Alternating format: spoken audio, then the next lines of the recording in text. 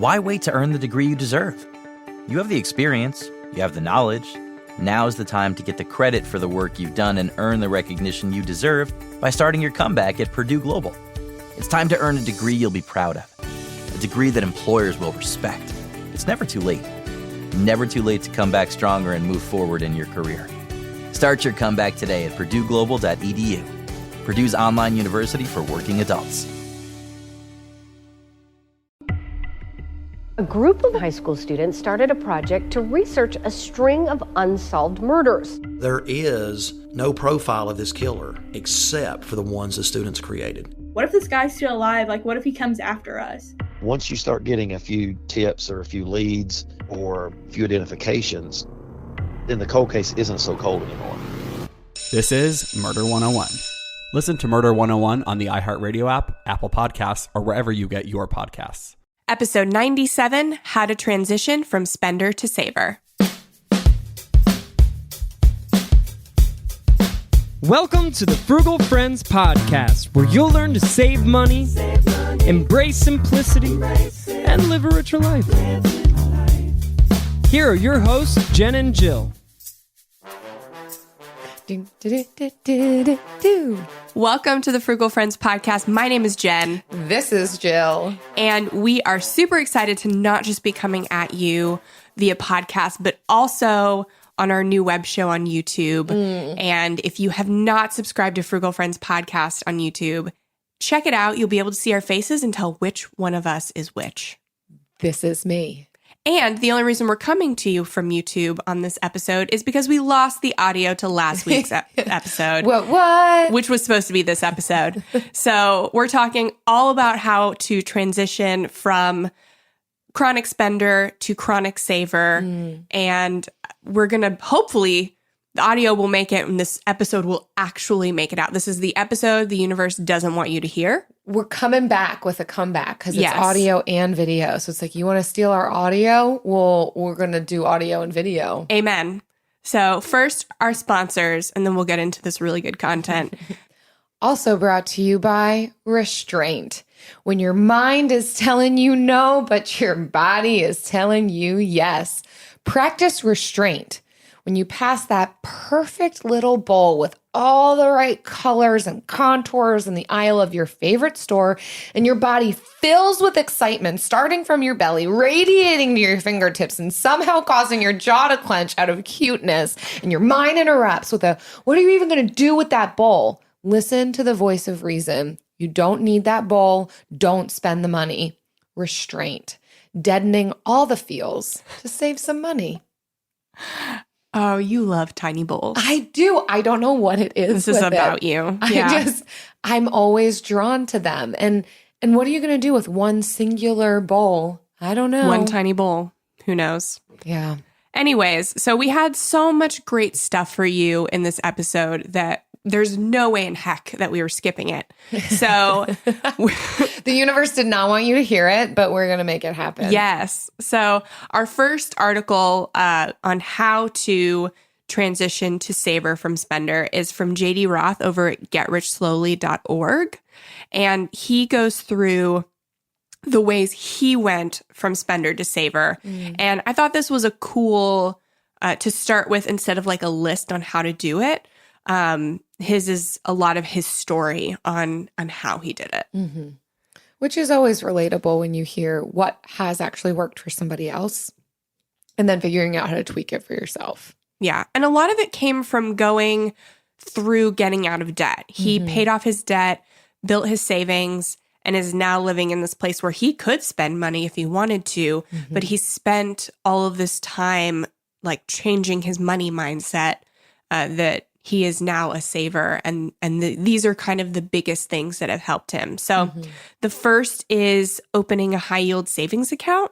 So he opened one online. A lot of online accounts are great for this. They offer way more interest than brick and mortar banks. So and they are just as safe. The only thing they don't have is like cash deposits. But so opening an account at a separate place from where you regularly bank and regularly transferring money over to it. So just like you can do that. Or there's also apps that do have auto-save features like Empower, where they will transfer small amounts that you don't know. But that's not really that'll build your savings, but it's not going to build a habit. So doing this, that is, I mean, you're doing it automatically, but I would argue that maybe doing it in addition to doing it regularly automatically, you also do it manually. I believe you should automate everything just because it forces you to save.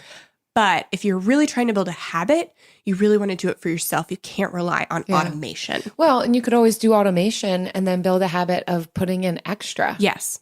Even if it's really a tiny amount, you're still practicing and growing that muscle. Yeah. So the next thing that this article lists is to set a medium-term savings goal. I really like this one. So different from, obviously, short-term, different from long-term, medium-term. So they're describing that time frame from about 18 months to 5 years. And setting goals like saving up for a big trip, vacation, saving up for a car, something that would take about that time frame, 18 months to 5 years to save for. And what this does is it gets us excited about saving, because sometimes long-term goals can feel so far in the future and so unattainable that we don't have the motivation to do it. And short-term is short-term. That's not going to get you very far, but a medium-term goal where you're working towards this thing, but it's not taking you forever. And then you achieve that. The excitement and motivation continues to build upon itself. So love this idea specifically for, like we're talking about, transitioning from spender to saver. This is a really good place to start. Yeah. For me, I think the 18-month is a really good sweet spot, because the 6 month is more short term for me. And then 5 years does seem long term. Retirement, that's what he's saying is long term. But for me, it still feels like a long ways away. But I think 18 months is a sweet spot. If you can have like an 18-month goals just in succession, you can really do a lot of good things with your money. Yeah. Or set your long-term savings goals in medium-term increments. Right. Say by 18 months from now, I want to have saved $3,000 to $5,000 for retirement. Yeah. And then when you get to that 18-month mark, move it over. I mean, you can gamify this thing. Yeah, you can. It's really sweet. The next is when you receive a windfall, such as your upcoming tax refund. Don't think about how to spend it. Think about how to save it. Yeah. Windfalls, we usually think of them as fun money. And if you're receiving a large windfall like an inheritance, some of that should be used as fun money. But something like a tax refund that's only a couple grand, you can use maybe like $50 or $100 to, take your family out on a nice fun day and spend it on an experience. Yeah. But don't let that be the first thing you think about. Think about how you want to save it to get like closer to your goal. And then once you fund that, then use the leftover to take a fun day with your family. Yeah. And the next one is to avoid situations that would cause you to spend. This, hails back to our sponsor of Restrained. It starts by just not putting yourself in situations where you're going to buy all of the tiny bowls. Yeah. Or whatever it is, right? Like if you're trying to save money and you've got other things that you do want to be spending your money on, and you know that you're going to spend all your money on photography equipment or biking gear or you name it, don't go to those places or don't visit those sites. That's another thing, right? We talk about not putting yourself in these situations. Okay, it's relatively easy to just not stop in a store, but to not search certain things on your phone that are readily available. Yeah. That's a whole other animal. And that's where we can put up barriers for ourselves of, whether that's like it takes some extra steps to get to your browser or to get to certain apps on your phone. Or just saying no, just practicing restraint and not doing those things. Yeah. And we'll talk about in our upcoming episode on motivation, how your environment is so much more important to staying motivated to something than quote unquote motivation is. So yeah, just form your environment to support saving. Yeah. It's a double-edged sword because sometimes even being online can be tempting for us to purchase things. But by the same token, you can use online platforms to help you where being in person might be more tempting. Like for those Target people who just cannot get out of Target for less than $50, maybe you're better off going online for your groceries or your one item that you need than going in store, because then you can just specifically say, I need diapers and I need milk, and that's it. I'm not doing the $1 aisle, which ends up being $5 million by the time you get to the cash register. How does it get there? How did that happen? Where did all those zeros come from? How did my diapers cost $200? I mean, diapers can cost $200. That's real. But how? That's a real question too. How did one box of diapers cost $200? It's big diapers. His next one is he started considering alternatives to buying new stuff, which we're so into this. So instead of going out assuming that you need to replace something or assuming you need to buy something new to create more convenience in your life, take the time to look around your house, see if you can fix what you broke or if you can use something else you already have to make do. And then next is to buy used. So he goes to Goodwill. I love Facebook Marketplace or eBay. I really love eBay. So go online or go to a thrift store. See if you can get it used. eBay has so many crazy niche items that you're going to spend days at a thrift store looking for or weeks on Facebook Marketplace looking for, and eBay's got them for like a quarter of the price they are new. So it doesn't take that long if you're using the right methods to just see like if there's any alternative to buying new. Yeah. And watch yourself. Right? Sometimes we get excited when something gets broken because it's like, oh, I get to go out and buy a new thing. Well, first of all, do you really need it? Can you do without it? Second, can you fix it? Maybe you do want a new one of those things, but can it be fixed and can it last a little bit longer? Or can you replace it used rather than going to the store and buying new? So just putting some of these routines in place of switching the mindset of something breaks, I go out and I buy a new thing. Thinking through what are my alternatives here. Those are going to be the little things that move us from spending a lot to being able to save a lot. Yeah. And one thing I will say to finish up this thought is that we're not saying buy lesser quality by buying used.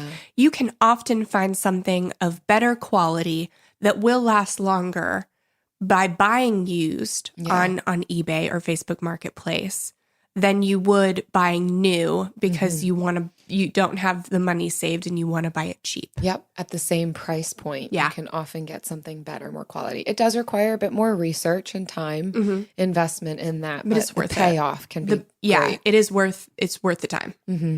So the last thing on this article is don't spend your time looking for ways to spend your money. And this is a really important point that he's making because we often think that to save money means we're not doing anything or we're not having fun. Like the alternative to spending is just sitting at home twiddling your thumbs like, oh, I'm saving, but I'm not doing anything. And that is complete falsehood. So rather than thinking, okay, if I'm not spending money, then I'm bored, look for ways to save your money or to do things that are free. I mean, he starts off by talking about just investment, ways to save and get the maximum amount out of that. So of course, Roth IRAs, you could absolutely get into stock market, investing, all kinds of different things. But then beyond that is what can I be doing with my time that doesn't cost money? You can still have loads of fun and entertainment and time with friends and rest and relaxation without spending money. I mean, literally reference any previous podcast that we've done. We'll talk about that. But look in your area for what can I be doing rather than just sitting around and kind of get this idea out of our heads that to save money means that we're boring and we sit on our couch all day. Yeah. So we love JD's story and the things that he did. And so our next article is more of like a detox. Like, how can you detox your habits to build up a fresh habit of saving? And I found this really great article. Who's it written by? I wrote it. Yes. It's on my website. Our very own Jen Smith. Yeah. I mean, I write for a living. So one of these days I was going to put in my own. Yes. But it's on modernfrugality.com. And it's how to use a no spend month to improve your finances. And I really love the idea of using no spend challenges, not just for the amount of money that you'll save in a month of not spending on non-essentials, but for what they do for you mentally. They are a reset for your habitual spending, your impulse spending, and all of the mindless spending that we do. And you can replace that with habits that are more geared towards saving. Yeah. So that's why I love no spend challenges. It's why I wrote the book, The No Spend Challenge Guide, on Amazon. And it's why I love them. Yeah. I mean, you are an expert on this topic. So Yes. glad we're using your article. Yeah. So what is a no spend challenge other than what I just said? It's just and write this down. Don't write it down if you're driving, but commit it to memory. A no spend challenge is a commitment to not spend money on certain things for a predetermined length of time. That's all it is. So simple. It is not more complicated than that. You decide what you're not spending money on, and you decide the length of time. Do not follow rules that are predetermined by somebody else, because that takes away your ownership and your authority from the challenge. And there are some things you can spend money on that you don't struggle with, while there are other things you spend money on that are a real struggle for you. And so the idea is just to find out what those things are. And you do that by committing and deciding. Those are step 1, step 2. So that's all it is. Yeah. So just to get into a bit more about how to do this, you need to decide what you are going to spend on and what you are not going to spend on. And just like Jen said, it depends on you. You get to decide this, which I love this. There's so much freedom, which listen to any of our episodes and you'll hear us talk about the freedom that there is. So obviously you need to pay your bills and necessary expenses to live and to eat. But beyond that, what are you gonna be able to spend on, and what are you gonna cut? I like what you say here in your article, Jen, talking about there's no need to cancel subscriptions or gym memberships if you use them, and if you would plan to just start them back up again once the challenge is over. So feel free to keep those things, but take a look at it. If you've got a magazine subscription that just gets thrown in the trash day 2, cancel those. The point is to determine, really, it helps us see where our values are, to pare down and learn, am I actually spending money on things that don't really matter to me? I'm just doing it out of muscle memory. It really doesn't add value to my life. So there's these peripheral perks of a no spend challenge that help us then to detox our spending, like what you're saying. So the true lessons in a no spend challenge come from the everyday spending situations, the saying no to the I want it now mentality, and the lie of it's such a good deal. I think that's such a big one too, between being frugal and being cheap, is it was cheap or it was on sale, so I bought it. Well, you still bought it. You still spent the money. So this is what a no spend challenge will do, is it will cut those things out at the base and help you to really identify, what do I need to be spending on?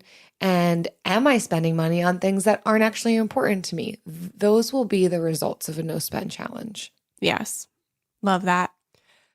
We know New Year's resolutions often don't stick. In fact, on average, they last around 30 days. So if saving money is on your 2024 resolution list, here's a foolproof way to stick to yours. Switch your phone provider to Mint Mobile. For a limited time, wireless plans from Mint Mobile are $15 a month when you purchase a 3-month plan. That's unlimited talk, text, and data for $15 a month. For those of you paying close to $40 a month for just one phone line, this means a savings of $300 over the course of the year. We especially like Mint because all plans come with unlimited talk and text and high-speed data delivered on the nation's largest 5G network. To get this new customer offer and your new 3-month unlimited wireless plan for just $15 a month, go to mintmobile.com/frugal. That's mintmobile.com/frugal. Cut your wireless bill to $15 a month at mintmobile.com/frugal. Additional taxes, fees, and restrictions apply. See Mint Mobile for details.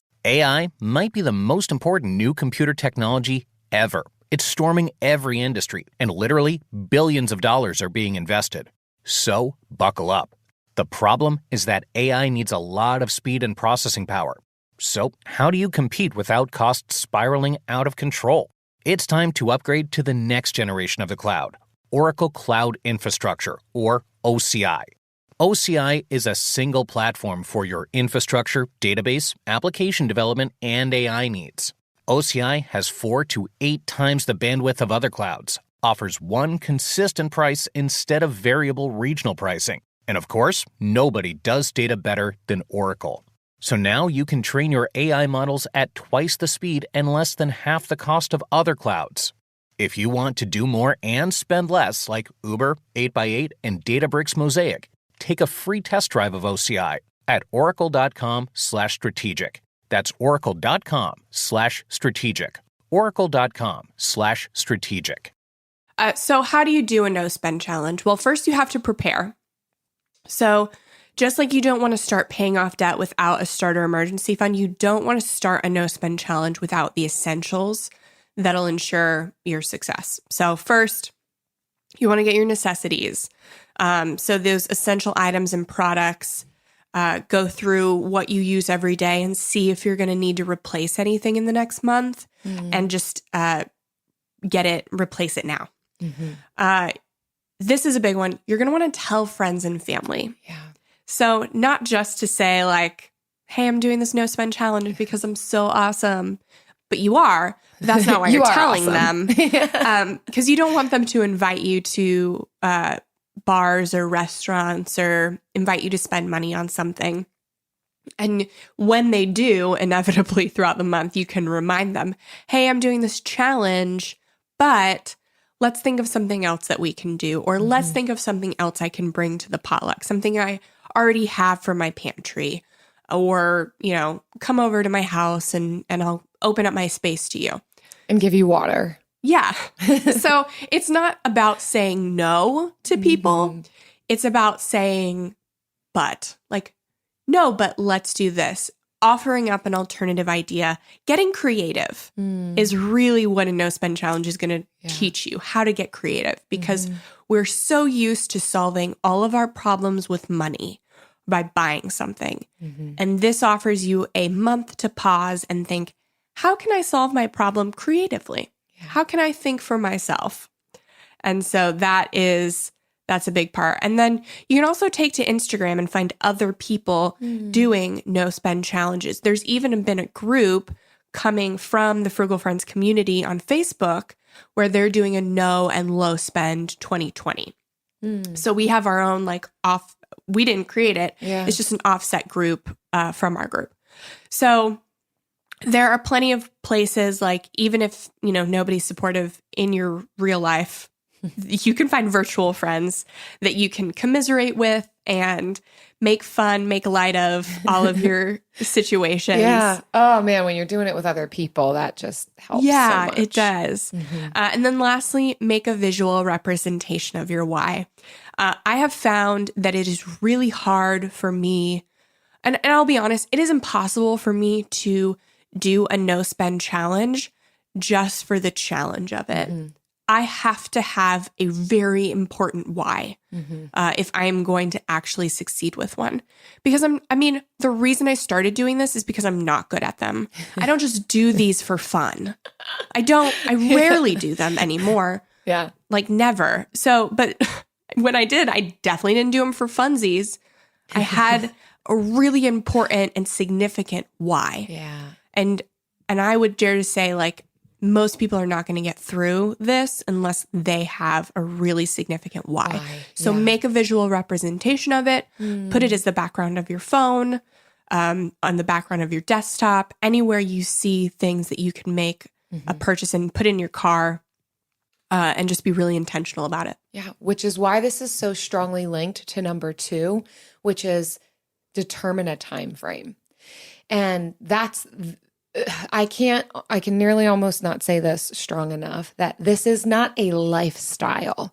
You are not forever and always not spending. Certainly, it could be a lifestyle that you regularly do a no spend challenge, but we are not saying that there's longevity in hardly ever spending any kind of money. This is a very specific thing for a very specific time for a very specific reason, whether that's to identify your priorities in spending, to save for a certain goal, to pare down. I mean, you name it, just like Jen said, find out what your why is for doing it, but put a time frame on it. Now, there's freedom in this. You can do a day, a weekend, a week, a month, a couple of months, a year. Whatever it is, though, put a time frame on it and determine how long and what are the boundaries and the rules within that. Certainly, I love the idea of days or a weekend or a week specifically for starters. I mean, I think it's a fantastic place to start. Start small. Figure out how this is working for you. I know we just recently talked on a previous podcast about doing days scattered throughout the month. Yeah, our episode with Kate from That Debt-Free Life, she did 15 days a month. And at the end of the year, she had essentially done a 6-month no-spend challenge. But it's just sprinkled. Yeah. Which is amazing. And that can feel a whole lot more attainable. So whatever it is, put a time frame on it so that you know when it's done. Of course, don't use that time frame as an excuse to starve yourself and then just spend like crazy the next day, because that will inevitably ruin your budget more than save it. Yes. So time frame is super important to this process. Yeah. And I have on my website a 7-day no spend challenge where I will email you every day for 7 days, and go through every email will have something that might come up and how you can combat it. And you can find that modernfrugality.com/no-spend-kit, KIT. And yeah, so you can start with 7 days and see how that works for you. Nice. And so next is decide what you're going to spend on. Just like I said at first, it is important for you to figure out what you are going to spend on as much as what you're not going to spend on. So you can choose to not spend on particular items.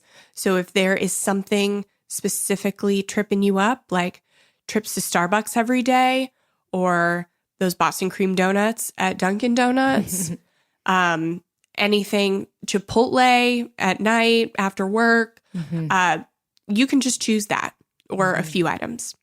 Otherwise, no spending on impulse. So if it's not planned, if it's not written down, then it doesn't get spent on. So if you know you want to go to a coffee shop with a friend on a Saturday and you know that's going to happen, you schedule it in and that's something you can spend on. Yeah. So not spending on impulse. Then we get really, really deep. And so only spending on groceries and gas, no other purchases. You pay for your bills and then like non-perishables and gas and nothing else. Or zero spending. Maybe you prepay your bills and you put all your cash and cards away. I would probably only do this on the days you don't have bills due. Or if you can change when your bills are due.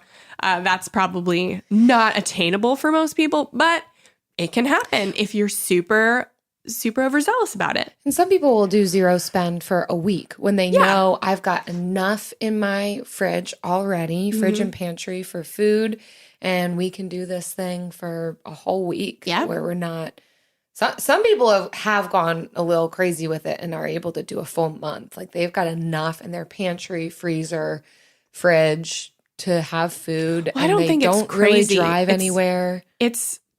We have these pantries and we just buy we buy 2 of something because it's BOGO and we only use 1, and so the leftover just keep piling up in the pantry. Yeah. And then we have these full pantries that we don't know what to do with.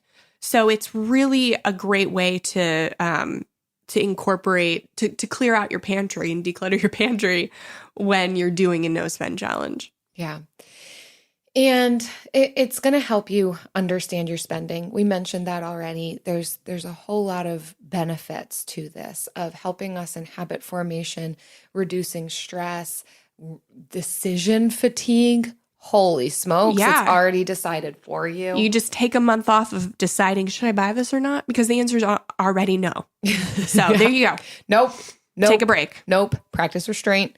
And then lastly, just figure out how you're going to fill your time, right? So we can't just pull something away that's meaningful to us or has been typically how we spend our time and replace it with nothing. That's not going to be sustainable. Figure out what you're going to do instead of going out, spending the money, whether that's on food or shopping or whatever. And some ideas, excellent ideas, Jen, have friends over. Invite people over, do a bit more hosting. And that's where you can have a potluck, invite other people to bring food, utilize food that you already have on hand, have a pantry party. I love this idea. Yes. Where it's like a gamified potluck. It's telling everybody, what do you have on hand? Bring that thing over.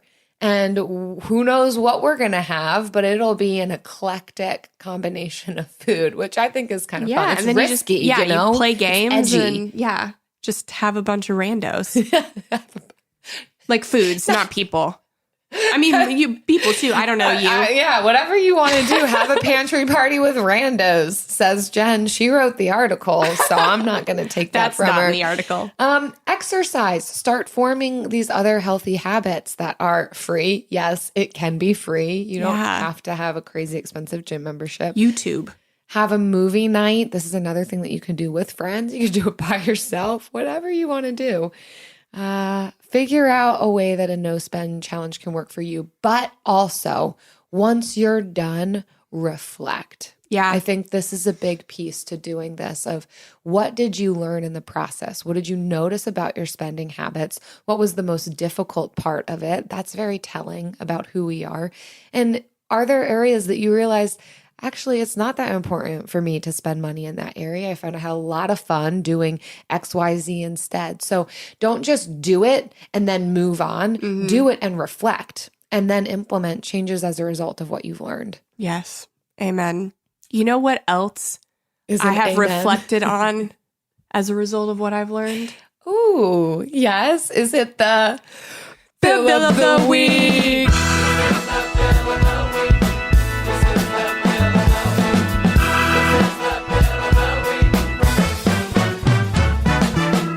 That's right.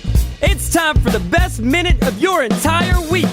Maybe a baby was born and his name is William. Maybe you paid off your mortgage. Maybe your car died and you're happy to not have to pay that bill anymore. Duck Bills, Buffalo Bills, Bill Clinton. This is the Bill of the Week. Hi, Jen and Jill. This is Leslie from Saskatchewan calling. Your show is awesome. I want to tell you that first off, but I'm just calling in with my Bill of the Week. I made my very last debt payment on my favorite bill, which was debt to treat my cat for cancer. So he got cancer from a vaccine, and it's taken me 2 years to pay off his surgery bill and his radiation treatments, and he's far surpassed the vet's expectation. He's 2 years almost cancer-free.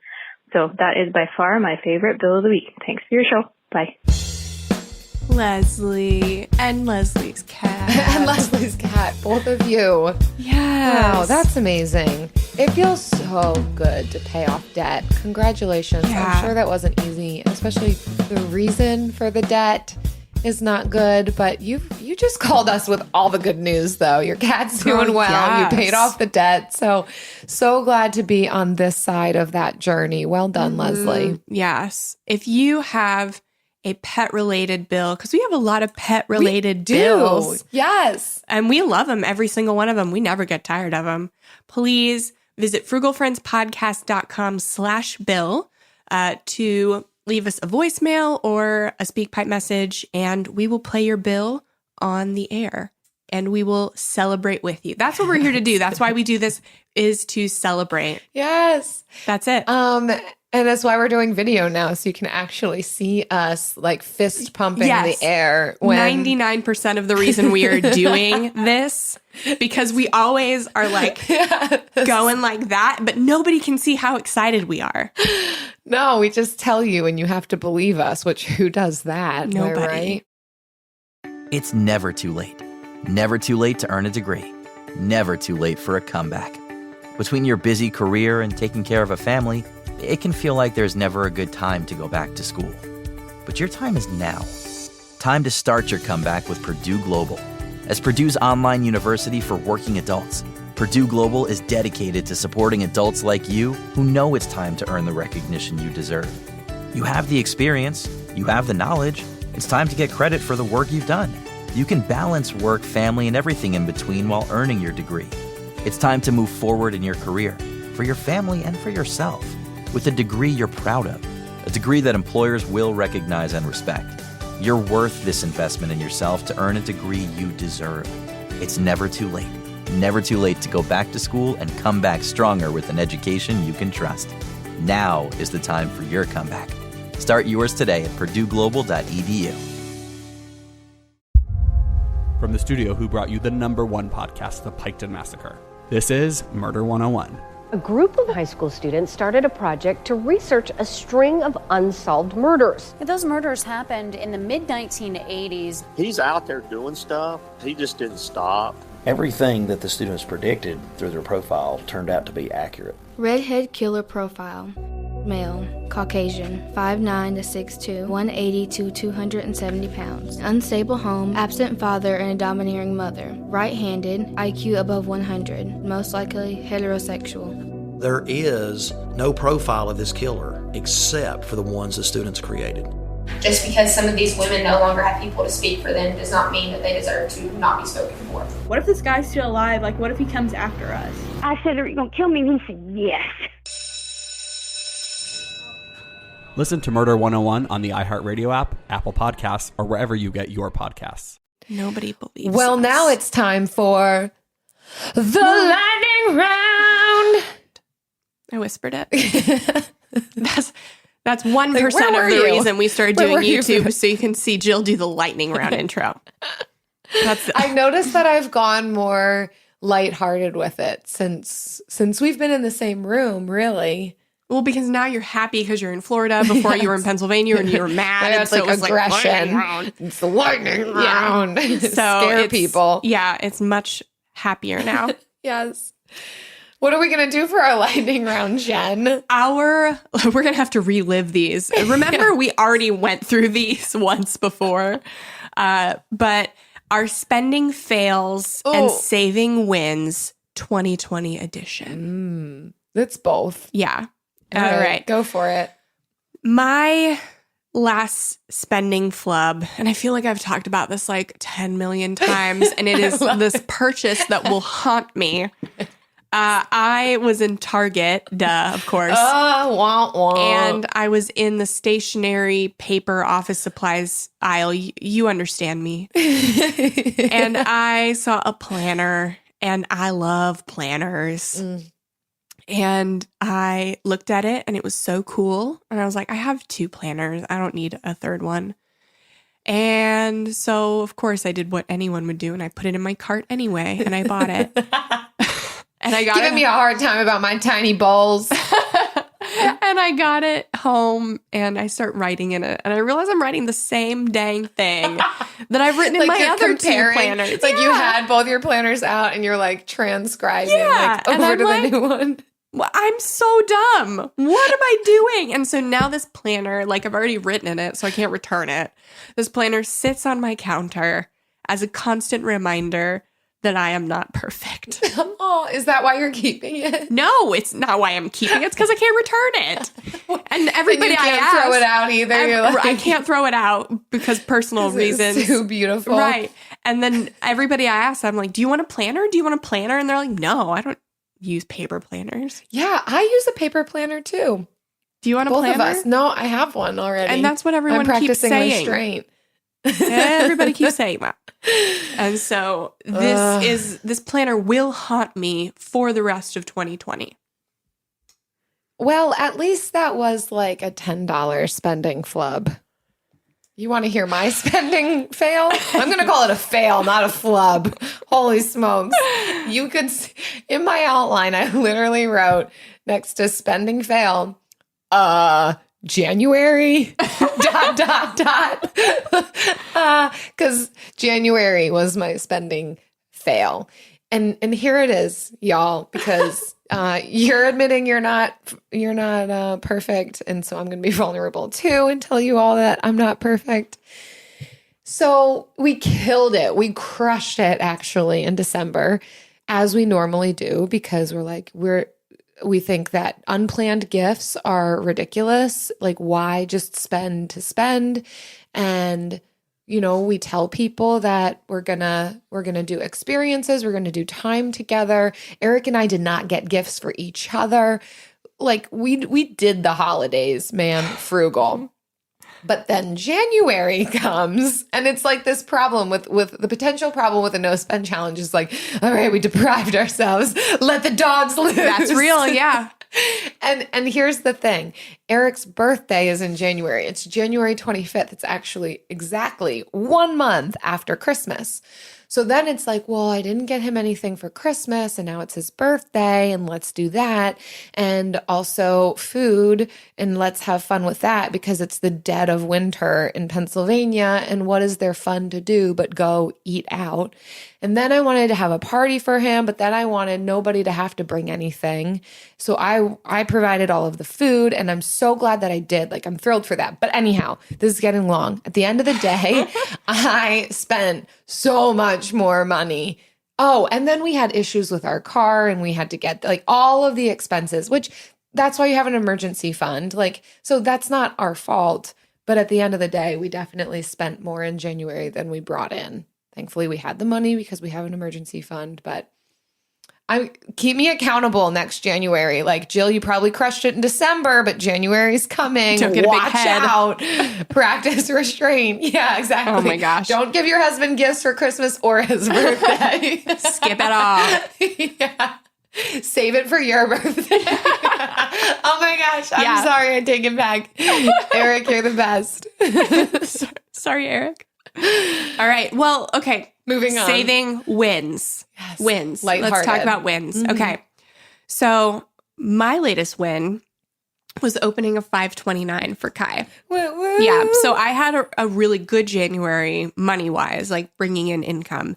So okay, Jen. But January is always the best month of the year for personal finance. So like, let's not get it twisted. Okay. In July, nobody cares about budgeting, and I will make $0. No, we're going to make them care. Yeah, we try. But I'm still going If to it's Christmas in July, let's do finances in August. Okay. Is that how that works? I don't Whatever. know. Keep going.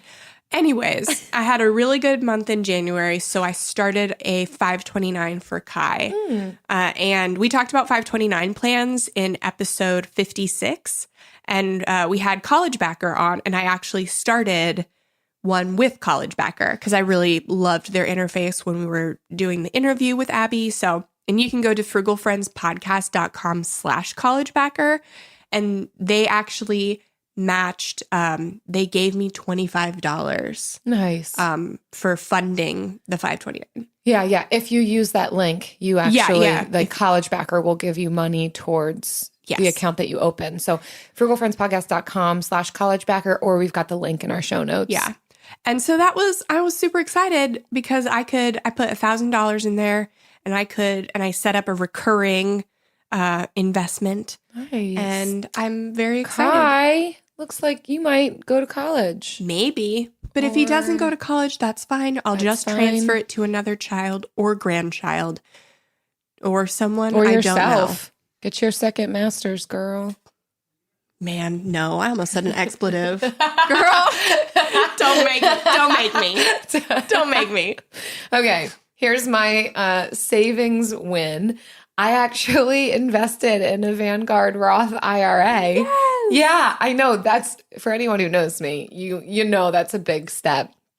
But I also did it. This is no lie. This is embarrassing.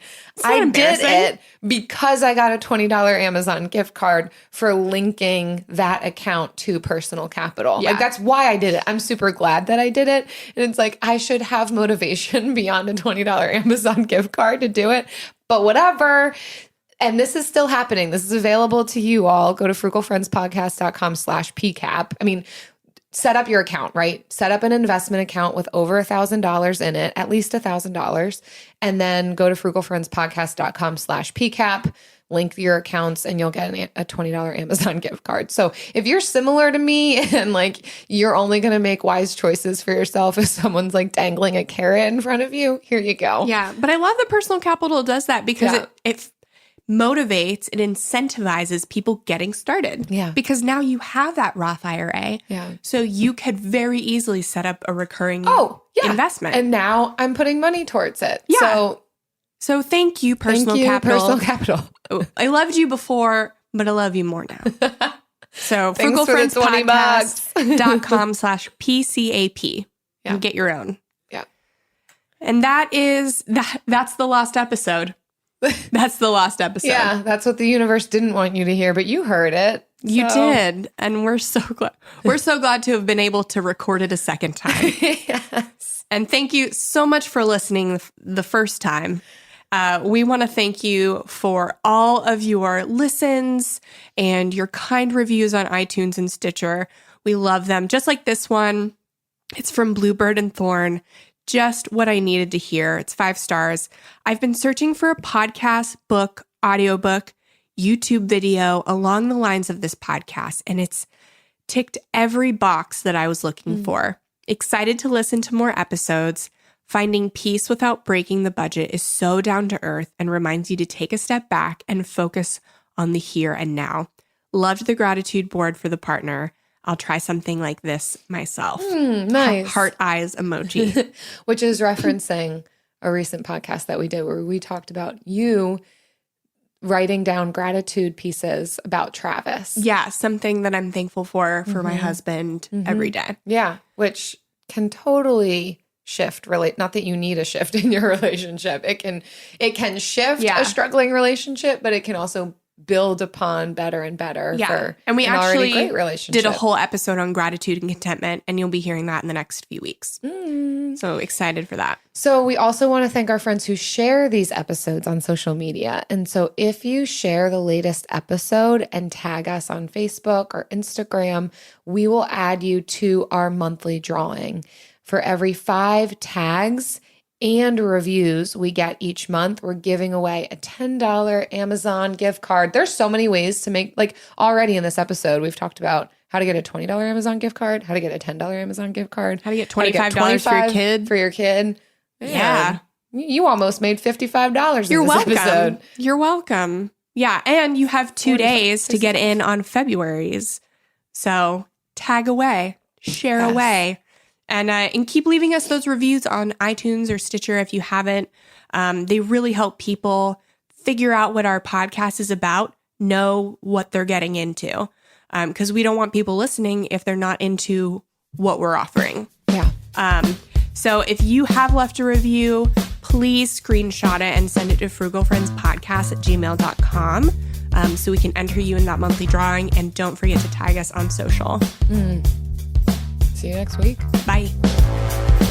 Frugal Friends is produced, edited, and mixed by Eric Sirianni.